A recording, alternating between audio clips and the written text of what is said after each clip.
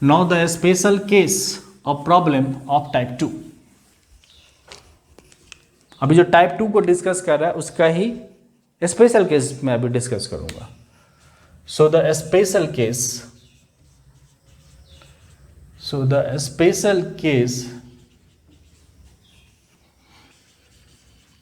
of problem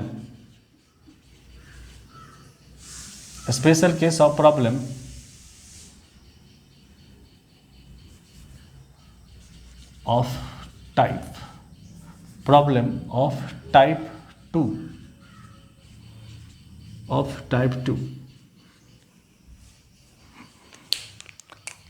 तो इसको समझने के लिए हम एक मोशन कंसीडर करते हैं. यहाँ पे हम मोशन कंसीडर करते हैं. कैसा मोशन लेते हैं कि ए particle is moving with an constant acceleration. तो एक कांस्टेंट एक्सेलरेशन का हम मोशन यहाँ कंसीडर करते हैं. लेट्स से कि this is the x axis about which particle is moving.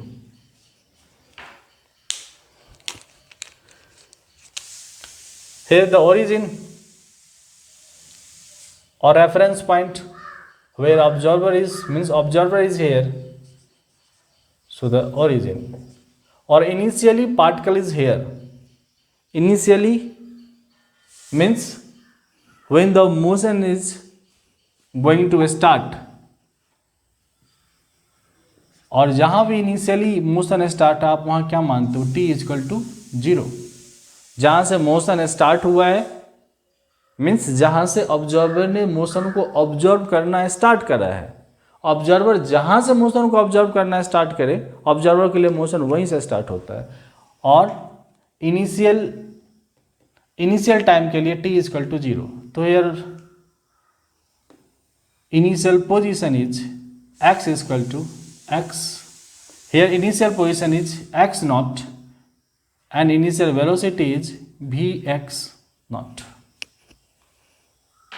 and particle is moving with constant acceleration. After some time t particle is here and its position is x and its velocity is bx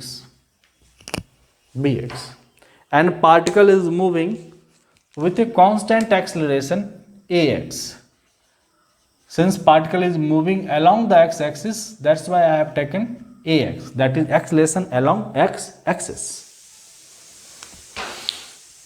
So here initial condition is given that at t is equal to 0, position of particle is x naught with respect to reference origin or observer and its initial velocity is vx naught and particle is moving with an constant acceleration ax. Now, what is your job? Here your job to find its position or its velocity after time t or at the time t is equal to t second. At any instant t is equal to t second. Okay.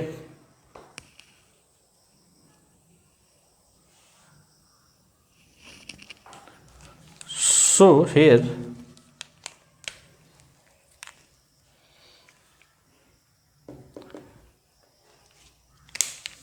just I am writing here the job. What is your job?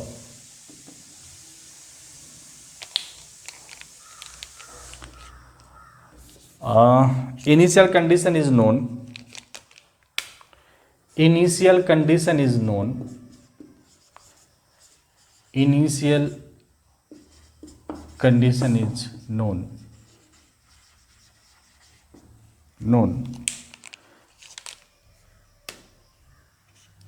And your job is to find velocity, to find position and velocity,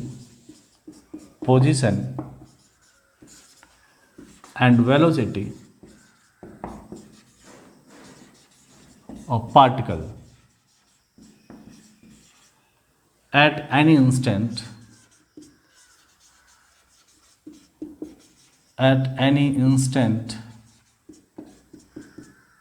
t is equal to t second. Okay, so this is what you have to find here. At any instant of time t is equal to t second, or at any instant of time t, any instant of time t, ये ज़्यादा appropriate है. ठीक है, मतलब आपको क्या आपको इतनी बात तो समझ में पक्के से आ रही है कि since acceleration is given you have to find velocity and position, means your basic mathematical tool will be integration. अपने को यहाँ पे इंटीग्रेशन का इस्तेमाल करना होएगा.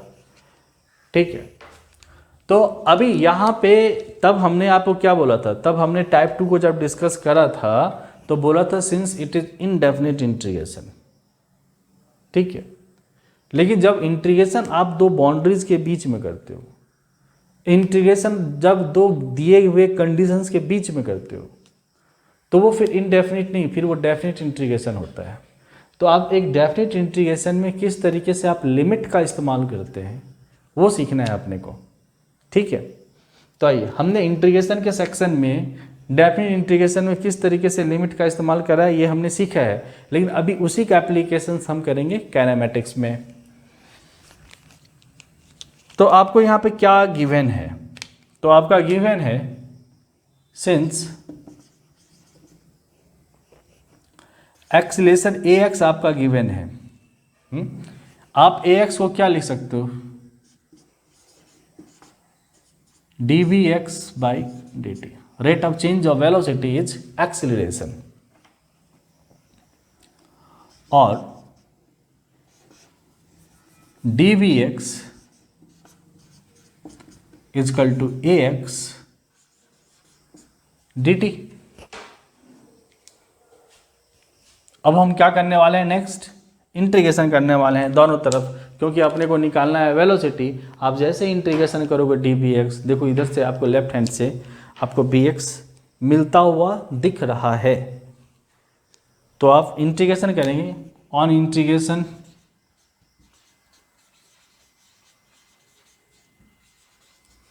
इंटीग्रेशन तो यहाँ पे है आपका dvx equal to ax dt. आप दोनों तरफ बोथ एंड पे आप इंटीग्रेशन करेंगे. सो द इंटीग्रेशन,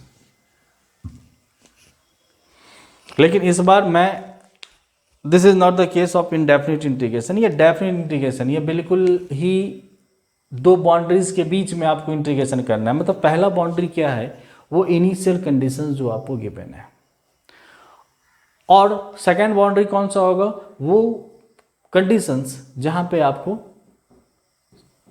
पूछा जा रहा है इस टाइम टी पे क्या होगा. तो अभी लिमिट कैसे लगाना है, तो हमेशा आप याद रखिए लिमिट किसका लगाते हैं. इस तरफ लिमिट किसका होगा, जो डी के साथ लगा हो उसका लिमिट लगता है. तो लेफ्ट साइड में डी के साथ कौन बैठा हुआ है, bx, तो bx का लिमिट लगना है. और इस तरफ डी के साथ कौन बैठा है, टाइम t, तो इधर t का लिमिट लगना है. आपको सीखना कैसे है कि आप कैसे लिमिट लगाते हो. तभी देखो आपको नोन क्या है, दो चीज़ नोन है. एक तो प्रॉब्लम ने आपको दिया हुआ है कि this is the initial condition, means आपको टाइम पता चल गया t इजकल टू 0 सेकेंड. फिर प्रॉब्लम आपसे पूछ रहा है, आपको फाइंड आउट करना, you have to find out position and velocity here, but the time is given by the problem, कि आपको इस पर्टिकुलर टाइम पे वेलोसिटी या पोजीशन निकालना है. तो आइए लिमिट लगाएं, यानी कि टाइम t के रेफरेंस में हम यहाँ लिमिट लगाने वाले हैं. तो अब लगाइए limit t when t is equal to 0, when t is equal to 0 the velocity of the particle is vx naught, so vx naught.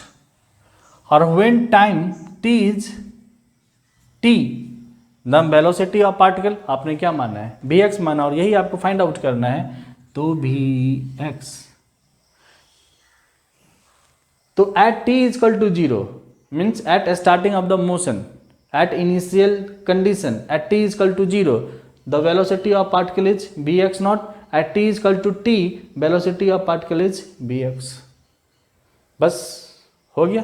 और इनडेफिनिट इंटीग्रेशन में अब कोई भी कांस्टेंट वहां पे नहीं लगाते. अब इसको क्या करना है, अपने को सॉल्व कर देना है. तो यहां आता हूं, आइए करते हैं सॉल्व इसको. तो dvx का इंटीग्रेशन क्या होगा, dx का इंटीग्रेशन x, तो dvx का इंटीग्रेशन क्या होगा vx. इसका इंटीग्रेशन है आपका vx और इसका लिमिट. जब आप इंटीग्रेशन हटा के जब आप बॉक्स में इस तरीके से लिखते हो तो इंटीग्रेशन जो आपने इस तरफ लिखा होता है ना, यही लिमिट आप वापस इधर लगाते हैं लेकिन राइट की तरफ, vx नॉट बाई bx. इसको ही कहा था लोअर लिमिट और इसको ही कहा था अपर लिमिट. जो ऊपर में है वो अपर लिमिट, जो नीचे है वो है लोअर लिमिट. ax dt. अच्छा, यहां पे ax तो कांस्टेंट है क्योंकि आपका प्रॉब्लम ही है कि when A particle is moving with a constant acceleration ax, तो आपका एक्सेलरेशन तो कांस्टेंट है. A constant can be taken out from the integration. तो आप यहाँ पे इसको ऐसे भी कर सकते हो कि मैं अभी क्या करूँ, यहाँ से इंटीग्रेशन को मैं ax को मैं बाहर कर लेता हूँ इंटीग्रेशन से और अंदर सिर्फ बचता है आपके पास dt.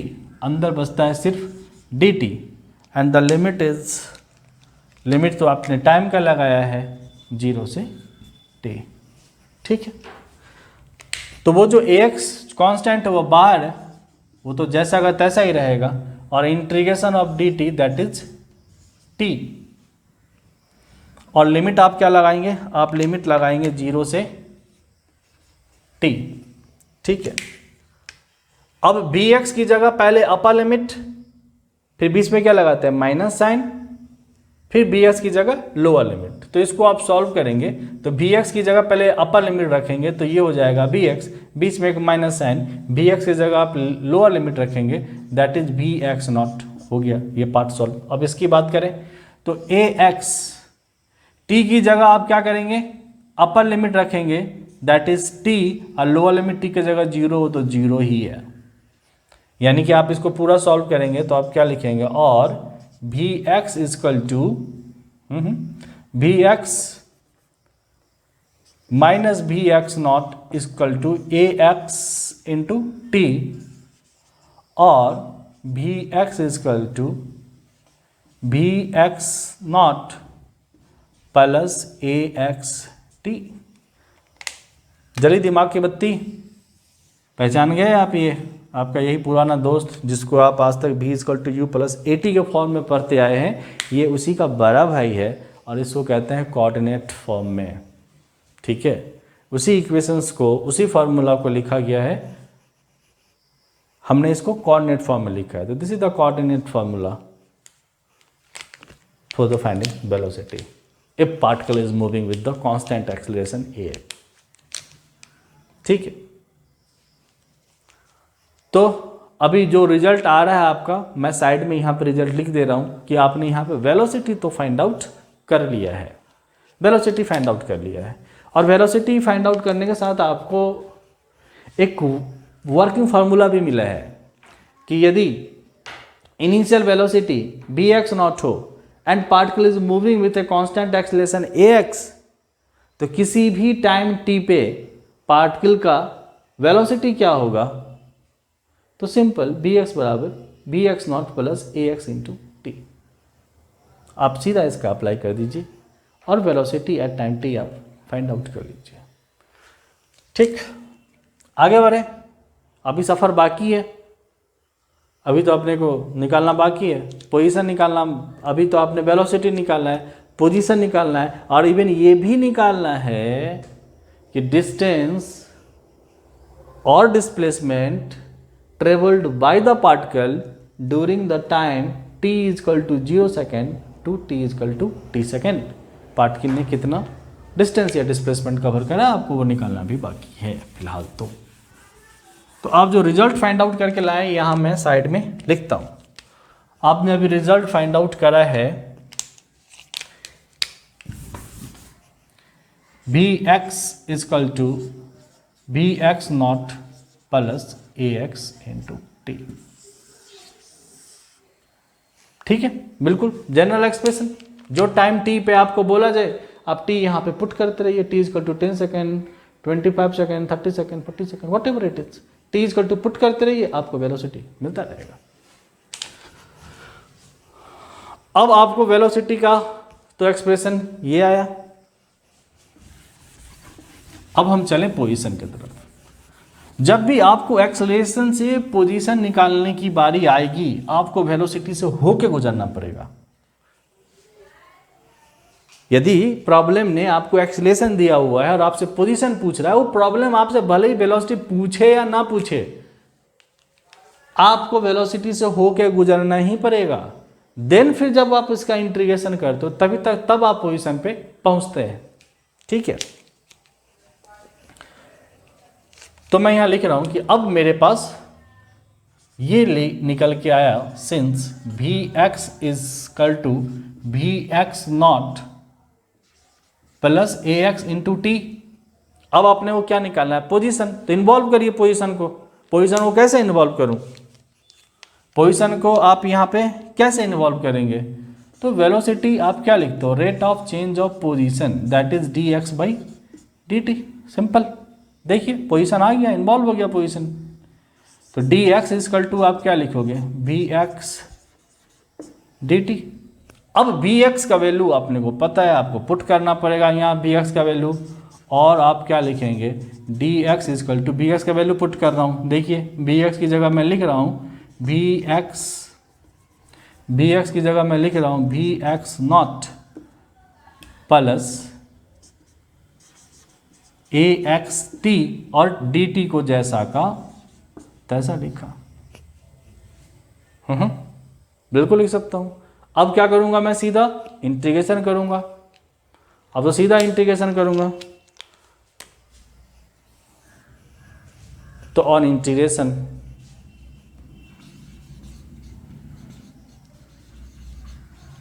ऑन बोथ साइड क्या मिला भाई आपको, सिंपली यहाँ पे इंटीग्रेशन लगाऊंगा। तो मैं पहले एक्सप्रेशन लिख लूँ, इंटीग्रेशन लगाता हूँ। डी एक्स इजकल टू आपको यहाँ पे मिला है, इसको बाद में ब्रेक करते हैं, अभी ऐसे लिखते हैं b x naught plus a x t d t. दोनों तरफ लगा दीजिए इंटीग्रेशन, दोनों तरफ आप इसको इंटीग्रेट करिए। अब बताइए इस तरफ लिमिट आप किसका लगाओगे, टी का, और इस तरफ लिमिट किसका लगाओगे, एक्स का, पोजीशन का।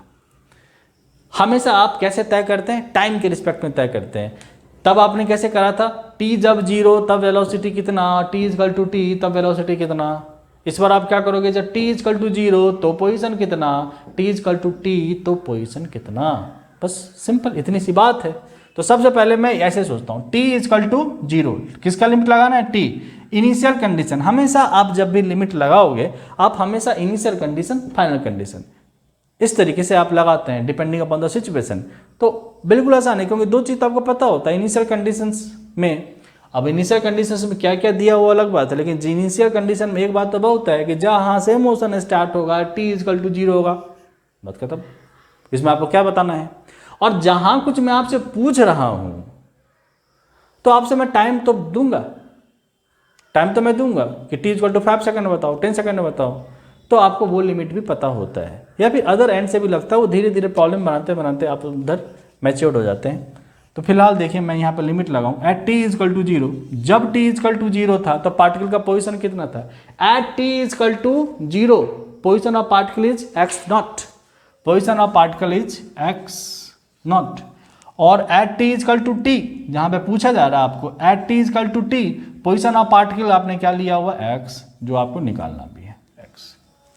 देखिए बिल्कुल आसान सा इंटीग्रेशन, सॉल्व होने लायक इंटीग्रेशन। ठीक है, अब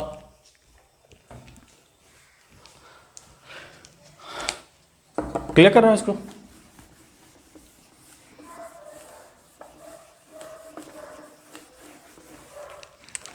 चलिए,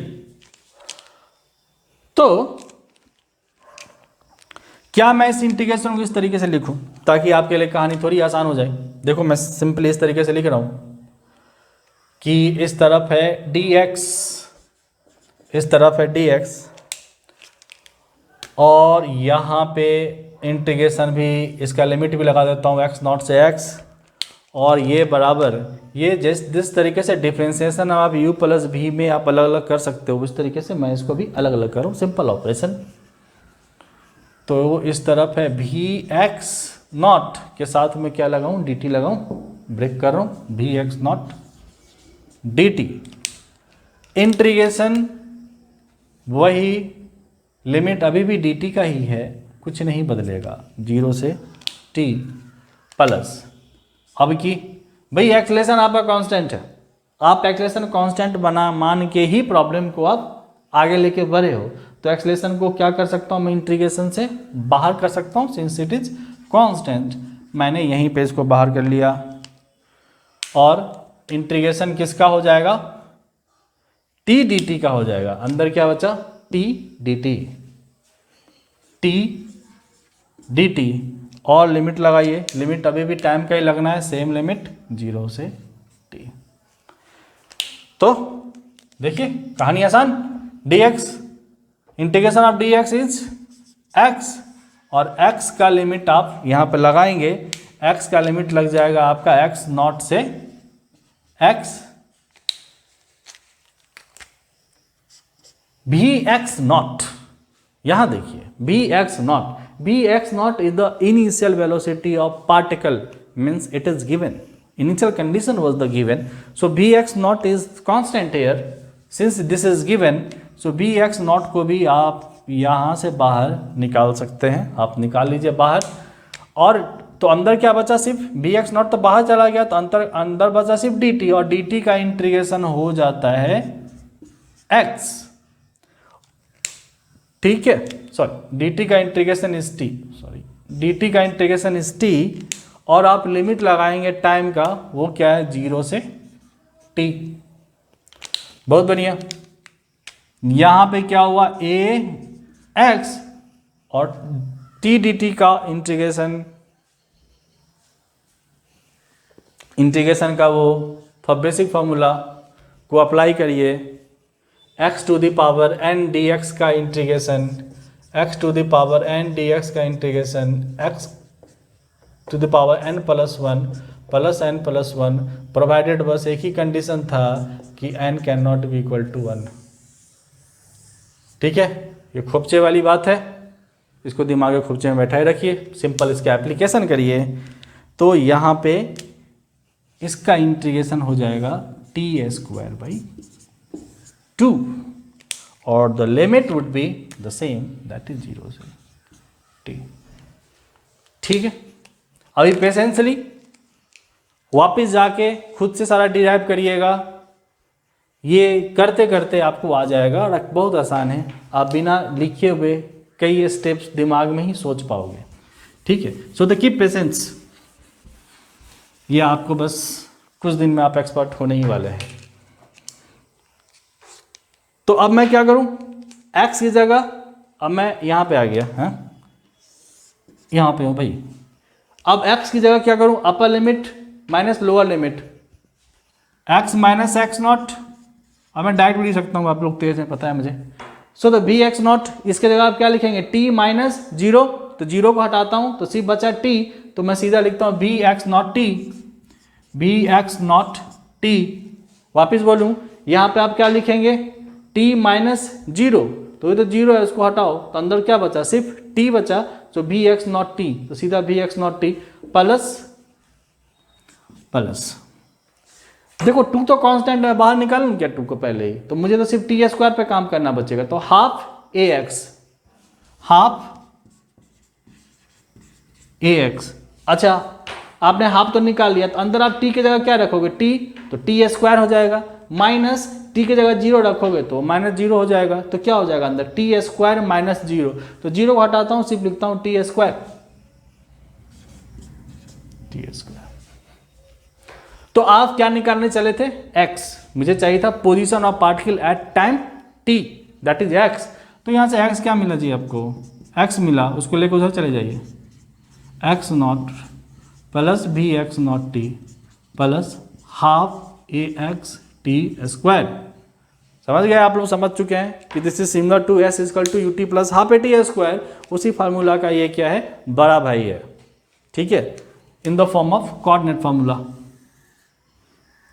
कोऑर्डिनेट फार्मूला, ठीक है। तो आपने पोजीशन भी फाइंड आउट कर लिया। अच्छा, आपके जॉब में एक और चीज़ है जिसको एडिशन कर रहा हूँ। आपके जॉब में क्या एडिशन था कि distance travelled by the particle along x axis during the time t is equal to 0 to t is equal to t, t is equal to 0 to t is equal to t, particle ने कितना डिस्टेंस कवर करा, ठीक है। तो आपको यहाँ से वो भी निकालना है, यानी कि यदि आपको डिस्टेंस निकालने बोल दे तो इनिशियल पोजीशन पार्टिकल का कहाँ है, एक्स नॉट, कौन मेजर कर रहा है, ये देख रहा है, इनिशियल पोजीशन एक्स नॉट है और फाइनल पोजीशन कौन है, एक्स है। तो पार्टिकल ने कितना डिस्टेंस कवर करा, यहाँ से एक्स में से यदि एक्स नॉट को घटा दोगे तो दिस वन, ठीक है। तो ये आप वही तो निकाल रहे हैं, यहाँ पे एक्स माइनस एक्स नॉट कर लेंगे, आपने पोजीशन भी निकाल लिया और साथ में ही आप यदि फाइनल पोजीशन में से इनिशियल पोजीशन को माइनस कर देंगे तो आपको क्या मिल जाएगा, कितना डिस्टेंस कवर करा है, और वही आपका s is equal to u t plus half a t square, ठीक। अच्छा, और भी कुछ करने की कोशिश करें, चलिए और भी कुछ करने की कोशिश करते हैं। यहाँ जो रिजल्ट आया मैं यहाँ लिख देता हूँ और मैं सारा इरेज कर देता हूँ, ठीक है। मैं समझ रहा हूँ आपके दिमाग में क्या है, वो तीसरा ढूंढ रहे हैं आप, तीसरा जो भाई है उसका बड़ा भाई किधर है, अभी आएगा, उसी को ढूंढने निकले अभी हम लोग, अभी आएगा।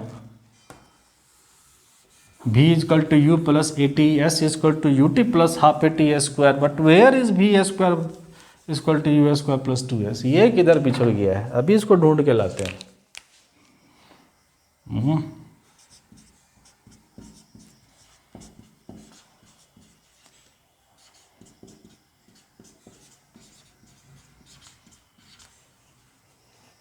ये रहा आपका दूसरा, चलिए। तो भाई अभी तक आपने दो चीज़ फाइंड आउट कर लिया।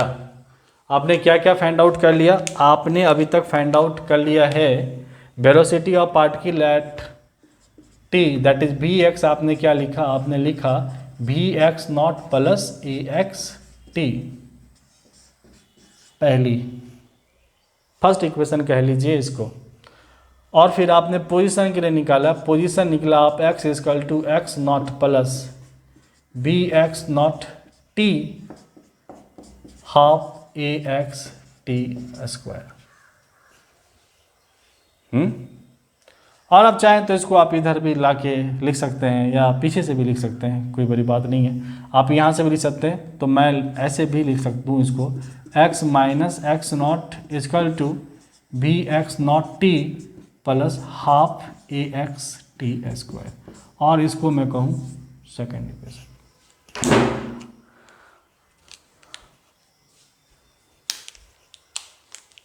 आपने जो ये वेलोसिटी यहाँ निकाला है वो क्या है, और आपने जो पोजीशन निकाला है, वेलोसिटी भी आपने निकाला इसी टाइम टी पे और पोजीशन भी निकाला है आपने इसी टाइम टी पे। तो दोनों में ही जो टाइम इन्वॉल्व है ये वही टाइम है, सेम टाइम है। तो क्या मैं ऐसा कुछ सोच सकता हूँ, क्या मैं ऐसा कुछ सोच सकता हूँ कि यदि मैं इक्वेशन 1 से टाइम निकाल लूँ, यदि इक्वेशन 1 से मैं यहाँ से टाइम निकाल लूँ तो मुझे टी क्या आएगा, मुझे टी आएगा v x minus b x naught by a x.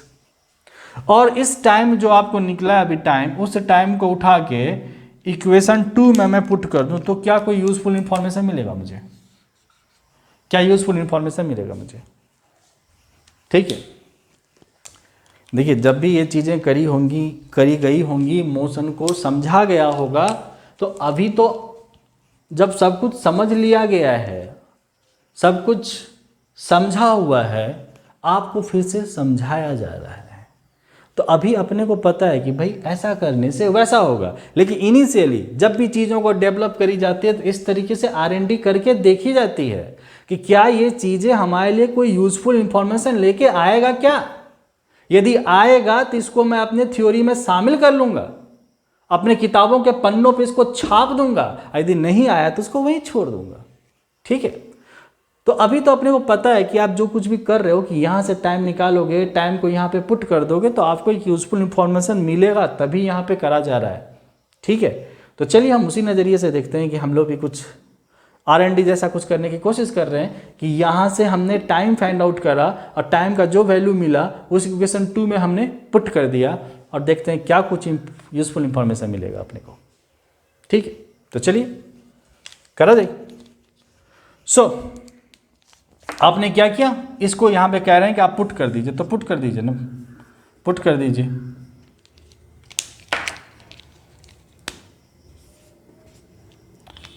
तो क्या करूं, x equal to x naught को जैसा का तैसा रखूं, कोई दिक्कत नहीं है ऐसा रखने में। Now the v x naught t की जगह मैं क्या पुट करूं, t की जगह मुझे ये पुट करना चाहिए, that is v x minus v x naught by a x है, और this one is half acceleration, तो वही है, t की जगह मुझे क्या करना होगा, इसका स्क्वायर जैसा पुट करना पड़ेगा। तो मुझे इसका करना पड़ेगा v x minus v x naught by a x का टी स्क्वायर। ठीक है, तो अभी तो थोड़ा बहुत सॉल्व करना पड़ेगा, पर सॉल्व क्या, आप तो एक चीज़ देख ही रहे हैं, यहाँ पे नीचे क्या आएगा, ए एक्स स्क्वायर आएगा, ऊपर ए एक्स है, तो एक ए एक्स से एक ए एक्स तो आपका क्या हो जाएगा, कैंसल आउट हो जाएगा, तो नीचे से बचेगा ए एक्स। तो अभी मैं वापस इस इक्वेशन को रीअरेंज करके मैं ऊपर लिखता हूँ, तो मुझे स्पेस चाहिए होगा, तो मैं इसको क्लियर कर रहा हूँ, इसको मैं क्लियर कर रहा हूँ।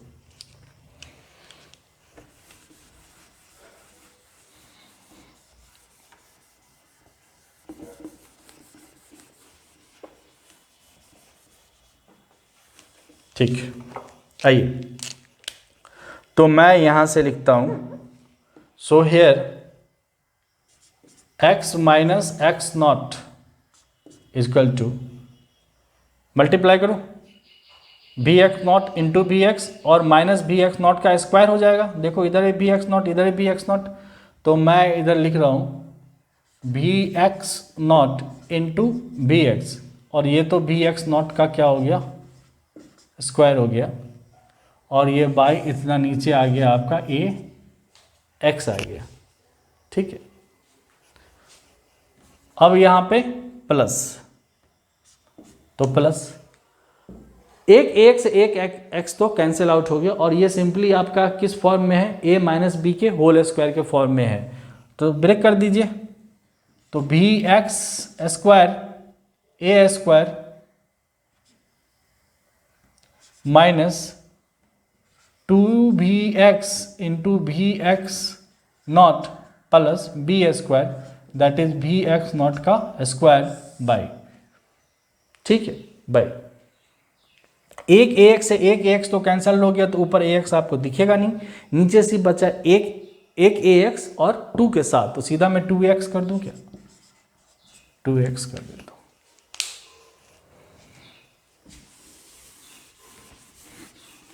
देखिए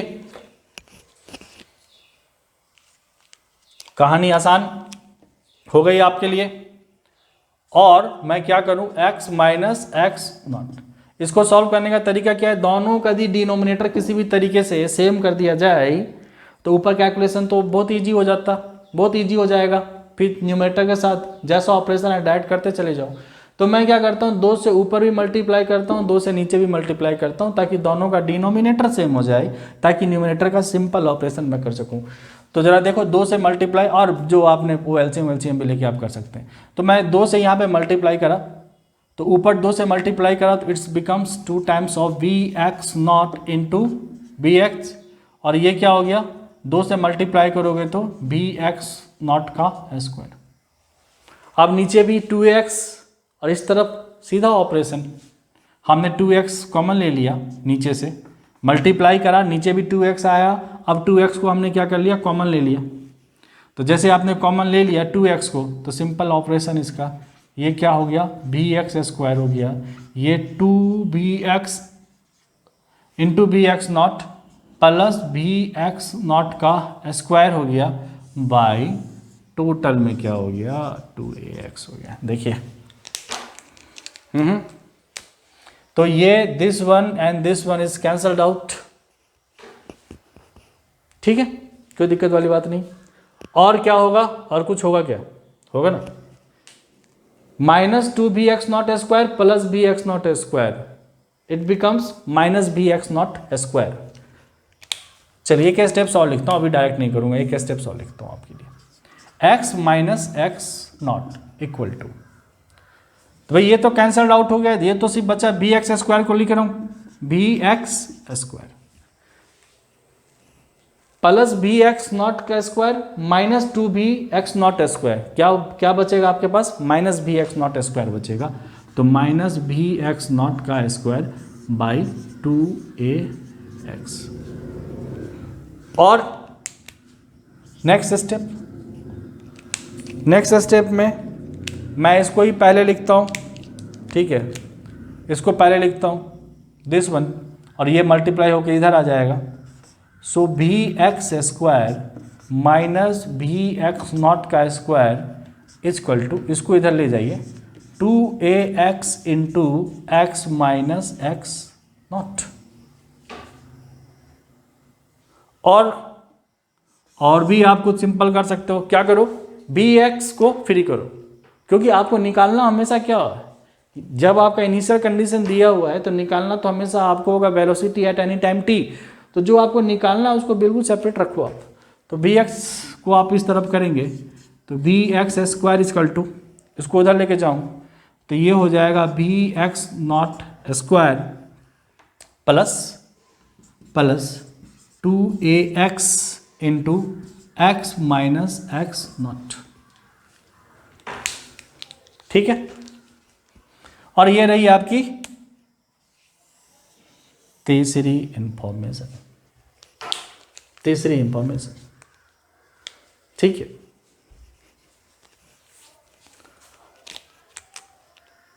अब मैं सम अप कर रहा हूं। पहले ये 3 चीज आपके सामने रखूं कि अभी तक आपने क्या फाइंड आउट करा है। ठीक है,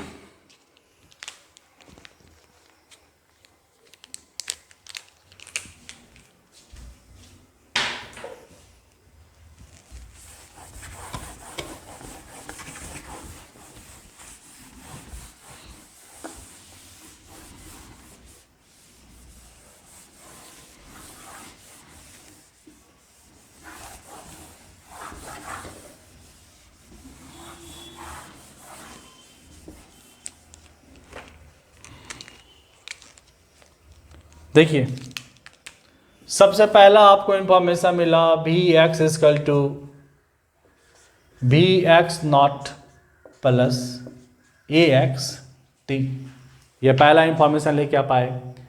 उसके बाद आपने दूसरा इंफॉर्मेशन लेके आया,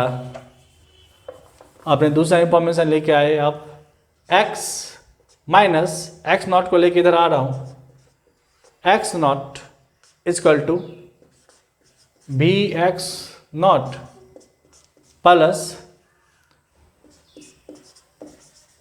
axt², ये आप दूसरा इंफॉर्मेशन लेकर आए।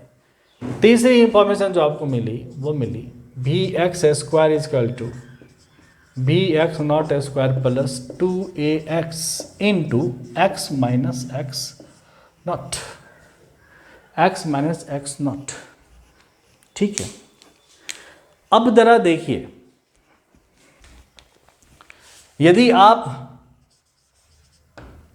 जो इनिशियल वेलोसिटी है vx0 उसको यदि आप u कह देते हो, योर इनिशियल वेलोसिटी u कह देते हो, जो वेलोसिटी या टाइम t निकालना है आपको vx, इसको आप v कह देते हो, और जो एक्सेलरेशन आपने बिल्कुल ऐसे स्पेसिफिक लिखा है, acceleration along the x axis, इसको आप सिंपल a कह देते हो, राइट।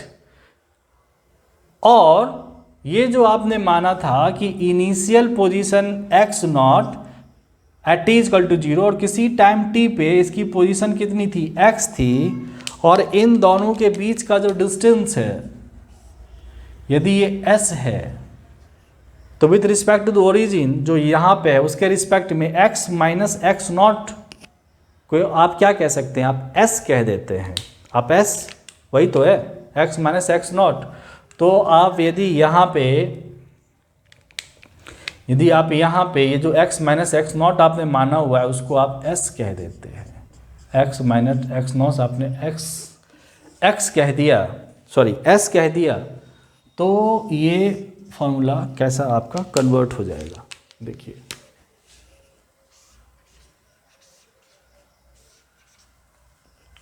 कैसा हो जाएगा भाई, bx को आपने क्या कहा, v कहा, इसको आपने u कहा, इसको a कहा और t कहा। देखिए क्या दिख रहा है कि यही आपका क्या है, v is equal to u plus at है।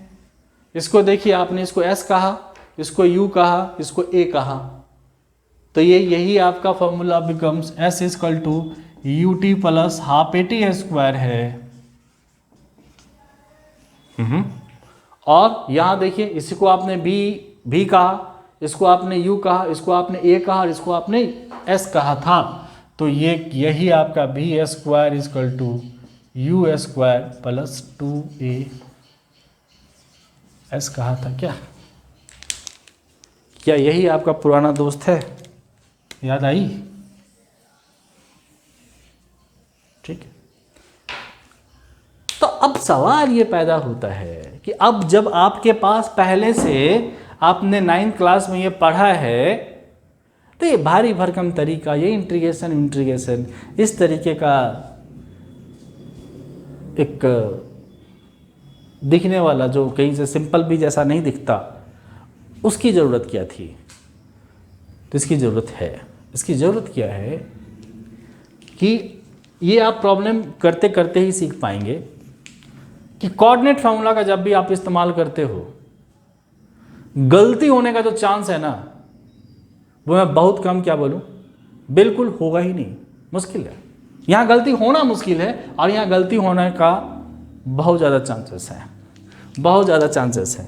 तो यहाँ पे क्या होगा ना, यहाँ पे नेग्लिजिबल मिस्टेक, यहाँ पे जो आप मिस्टेक करेंगे ना वो काफ़ी ही नेग्लिजिबल मिस्टेक है, या तो मैं बोलूँ नो मिस्टेक। सबसे अच्छा मुझे लगता है ये कहना कि भाई यहाँ मिस्टेक के जो चांसेस है ना, अब आप गलत अप्लाई कर देंगे तो गलत हो ही जाएगा, लेकिन जो चांसेस ऑफ मिस्टेक्स हैं यहाँ पे वो काफ़ी रिड्यूस हो जाता है, नो मिस्टेक। लेकिन यहाँ पे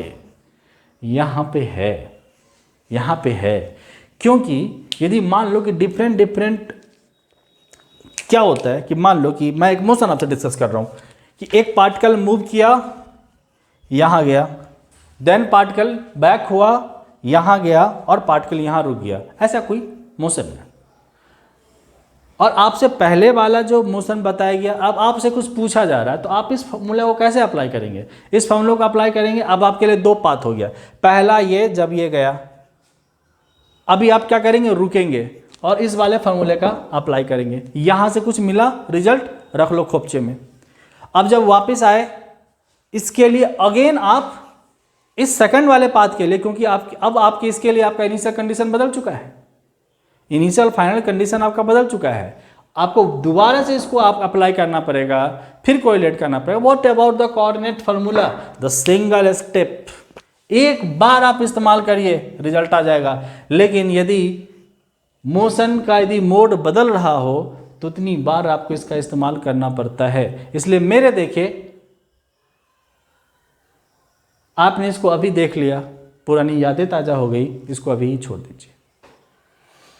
जब तक आप इसको अप्लाई नहीं करेंगे आप एक्सपर्ट नहीं होंगे और आपको ज़रूरत इसी की पड़ेगी। और मैं आपको प्रॉब्लम्स में दिखाऊंगा कि जब आप इसका इस्तेमाल करते हो तो कैसे वो टेंशन भरा माहौल होता है और आप कैसे रिलैक्स होके आप, क्योंकि आपको पता है ना कि यहाँ पर गलती होने के चांसेस बहुत कम है यदि एक बार सही से आपने अप्लाई कर दिया तो। लेकिन यहाँ पे चांसेस क्या है कि एक बार तो आपने सही मान लो अप्लाई कर भी दिया, अभी वापस से सही अप्लाई करना है, और जो पहले अप्लाई करके जो आपने डेटा लाया है उसका अभी कैसे इस्तेमाल करना है वो भी सोचना है। यानी इसलिए मैं कहता हूँ कि जब इसका आप इस्तेमाल करते हैं तो ये एक टेंशन भरे माहौल में काम करने जैसा है, लेकिन जब आप इसको इस्तेमाल करते हैं बिल्कुल रिलैक्स, एक बार आपने सही अप्लाई कर दिया, गलती होने के चांसेस नहीं। तो कोऑर्डिनेट फार्मूला इस तरीके से आप इस्तेमाल करते हो। बाद बाकी आपको यहाँ भी पता है कि भाई 4 जो पैरामीटर है, चाहे वो आपका पोजीशन हो, वेलोसिटी हो, एक्सेलेरेशन हो, टाइम हो, तो जैसे आप इसमें देखेंगे यहाँ पे आपका क्या इन्वॉल्व है, यहाँ पे वेलोसिटी इन्वॉल्व है, एक्सेलेरेशन इन्वॉल्व है और टाइम इन्वॉल्व है, सिर्फ पोजीशन इन्वॉल्व नहीं है। लेकिन यहाँ पे देखो, यहाँ पे क्या है आपका वेलोसिटी इन्वॉल्व है, पोजीशन इन्वॉल्व है, यहाँ पे पोजीशन भी आप पोजीशन सेंस में लेंगे, पोजीशन इन्वॉल्व है, वेलोसिटी इन्वॉल्व है, एक्सेलेरेशन इन्वॉल्व है, टाइम इन्वॉल्व है। यहाँ पे वेलोसिटी इन्वॉल्व है, एक्सेलेरेशन इन्वॉल्व है, पोजीशन इन्वॉल्व है। तो इस तरीके से डिपेंडिंग अपॉन द सिचुएशन क्या आपको दिया जा रहा है और क्या आपसे पूछा जा रहा है, आप अपनी समझ से कोऑर्डिनेट फार्मूला इस्तेमाल करके आप करते हैं। ठीक है, तो नेक्स्ट हम क्या करने वाले हैं, नेक्स्ट हम इसके ऊपर प्रॉब्लम करने वाले हैं और ये सीखने वाले हैं कि काइनेमेटिक्स में हम मोशन का एनालिसिस कैसे करते हैं। एक बार आप मोशन एनालिसिस करना आ गया आपको, तो आप ग्राफ भी काफ़ी इजीली खींच पाएंगे और उसको सॉल्व भी काफ़ी इजीली कर पाएंगे। ठीक है, चलिए देन मिलते हैं, will meet in next class. Okay, bye bye.